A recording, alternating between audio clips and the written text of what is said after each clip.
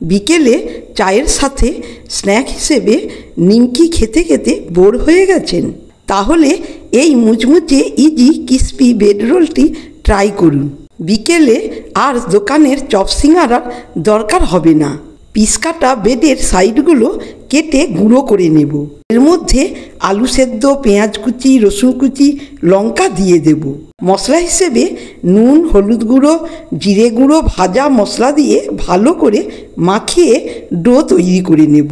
এবার ওই ডো থেকে লম্বা করে রোল তৈরি করে নিচ্ছি। অন্যদিকে 1 চামচ কর্নফ্লাওয়ার ও ময়দা জল দিয়ে গুলে নিতে হবে।